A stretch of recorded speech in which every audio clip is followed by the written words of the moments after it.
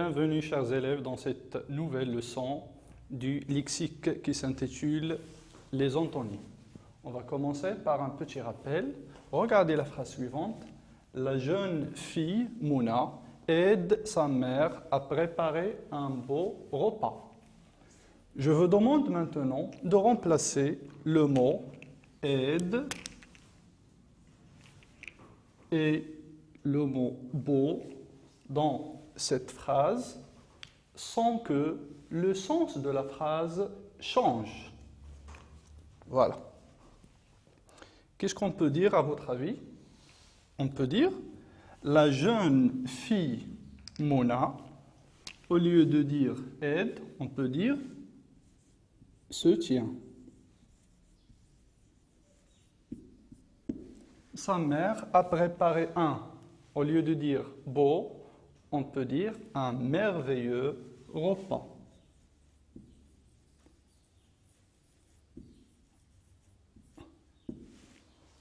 Voilà.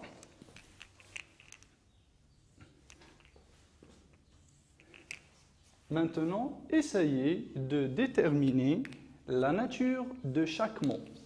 Commençons par le premier mot, aide. Quelle est sa nature? Voilà, c'est un verbe. Et le mot se tient, c'est un verbe aussi. Le mot beau, c'est un adjectif. Et le mot merveilleux, c'est un adjectif. Voilà. Qu'est-ce que vous pouvez remarquer maintenant dans les deux phrases? Ce qu'on peut retenir, c'est que nous avons remplacé un verbe par un autre verbe. Et nous avons remplacé un adjectif par un adjectif. Les deux phrases ont le même sens. On les appelle les synonymes. Les synonymes sont des mots qui ont à peu près le même sens et ils appartiennent à la même classe grammaticale. Ça veut dire que si on veut remplacer un verbe, on doit écrire un autre verbe. On remplace un adjectif par un autre adjectif, etc. On va commencer notre deuxième étape. Regardez ce texte, on va le lire et l'expliquer. Le virus, ou bien le nouveau virus Covid-19 ne laisse discuter, ça veut dire parler sans S, beaucoup, les précautions qu'il faut prendre pour lutter contre sa propagation, ou bien contre la propagation de ce virus. En voici donc quelques-unes, ça veut dire quelques précautions. Premièrement, se laver toujours les mains avec de l'eau et du savon. Ne jamais fréquenter les lieux publics, comme les restaurants, les marchés, etc. Entrer chez soi et ne sortir que dans les cas nécessaires, etc. Voilà. Regardons la première phrase, se laver toujours les mains. Je vais souligner le mot toujours. Voilà. Regardez maintenant la deuxième phrase et dites-moi, est-ce qu'il y a un mot qui dit l'opposé du mot toujours? Ne jamais fréquenter les lieux publics. Voilà, le mot c'est jamais. On doit jamais fréquenter les lieux publics. On va dire que jamais est l'antonyme du mot toujours. Ce sont des antonymes. Voilà. Et à partir de cet exemple, on va élaborer ensemble une règle. Comme une définition, les antonymes sont des mots ayant un sens opposé ou un sens contraire. Voilà, suivez avec moi. Les antonymes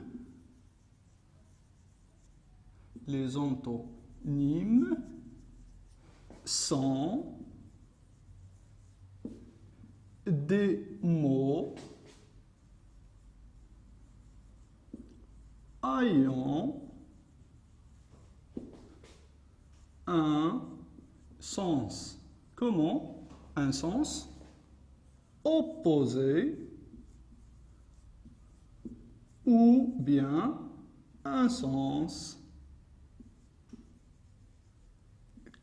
contraire. Voilà. Regardons maintenant la troisième phrase. Entrer chez soi et ne sortir que dans les cas nécessaires. Voilà. Dans cette phrase, nous avons deux mots qui sont des antonymes. Lesquels? Voilà. Vous avez d'abord le mot entrer. Quel est son antonyme? C'est le mot sortir. Voilà. Qu'est-ce qu'on peut remarquer aussi? Quelle est la nature de ces deux mots? Voilà. Ce sont des verbes. Le mot entrer est un verbe et le mot sortir est un verbe. Voilà.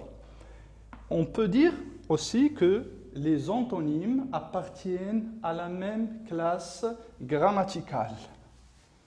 Deuxièmement, on peut dire qu'ils appartiennent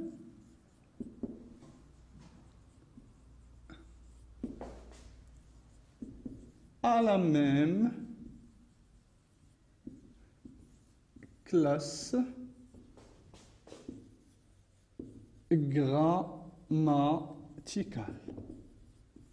Cela veut dire quoi? Cela veut dire que si vous avez un adjectif, son antonyme doit être un adjectif. Si vous avez un nom, son antonyme doit être également un nom, etc. Voilà. Qu'est-ce qu'on peut dire également? Voilà, on peut donner quelques exemples. Voilà. On peut dire que les antonymes, ils peuvent être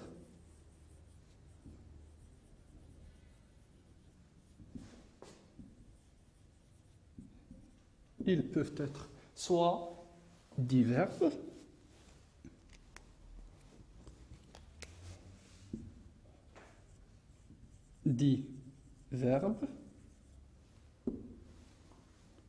L'exemple, voilà, on peut écrire cet exemple. Par exemple, entrer, sortir, ou bien monter, je monte, je descends. Monter, descendre. Exemple, par exemple, monter et descendre. Ils, ça veut dire les antonymes, ils peuvent être aussi des noms. Exemple, ami, son antonyme c'est ennemi. Ami, mon ami, bien, ennemi. Les antonymes peuvent être également des adjectifs. Voilà.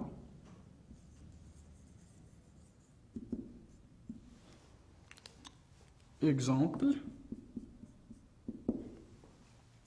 on peut dire possible, impossible. Ou bien petit, grand.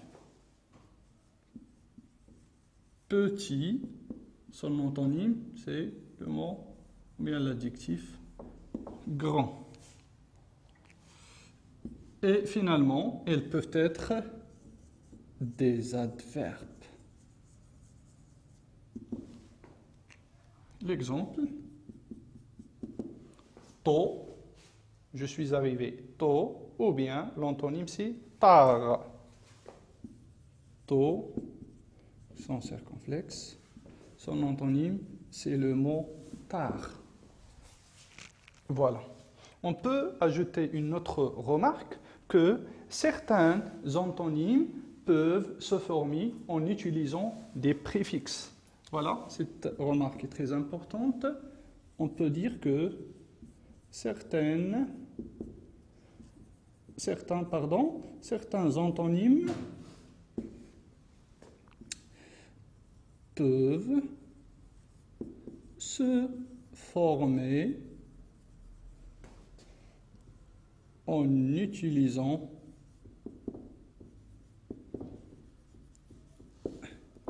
des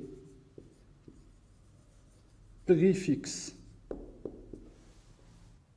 Attention maintenant, c'est très intéressant. Regardez, certains antonymes peuvent se former en utilisant des préfixes. Revenons au texte et dites-moi, est-ce qu'il est impossible de lutter contre la propagation du virus Covid-19? Est-ce qu'il est impossible? Bien sûr que non, il est possible. Voilà, on va écrire les deux mots. Possible, son antonyme ici, le mot impossible. À souligner que ici, nous avons un mot qui commence par P. Normalement, on doit écrire IN, mais quand nous avons mais parce que le mot commence par la lettre P, on doit écrire impossible. Au lieu d'écrire la lettre N, on va écrire la lettre M. Donc, après avoir terminé l'élaboration de la règle de cette leçon, on passe à faire quelques exercices d'application. Voilà, commençons par le premier. Associer chaque mot à son antonyme, ou bien à son opposé. Cherchez l'antonyme du mot blanc. Est-ce que son antonyme est le mot ouvrir, méchant ou bien noir? Voilà, son antonyme est le mot noir. Passons au deuxième mot, fermé. Quel est son antonyme? Son antonyme est le mot ouvrir. Et gentil, son antonyme est le mot méchant. Voilà. Comme nous l'avons déjà souligné dans la rubrique « Je retiens », nous avons le mot « fermer », sa nature c'est un verbe, « ouvrir » aussi c'est un verbe. Nous avons deux mots opposés ayant la même classe grammaticale. Blanc et noir, ce sont deux adjectifs. Et gentil et méchant sont aussi des mots adjectifs. Nous avons dit que les antonymes appartiennent à la même, classe grammaticale. On passe maintenant au dernier exercice. Dans cet exercice, on va former des antonymes à partir des préfixes suivants. Voilà. Le premier mot, c'est barquer. Son antonyme, c'est embarquer. Voilà. Om, c'est le préfixe. Barquer. Quel est l'antonyme du mot légal? Son antonyme est illégal. IL, illégal. Et finalement, l'antonyme du mot chargé, c'est déchargé.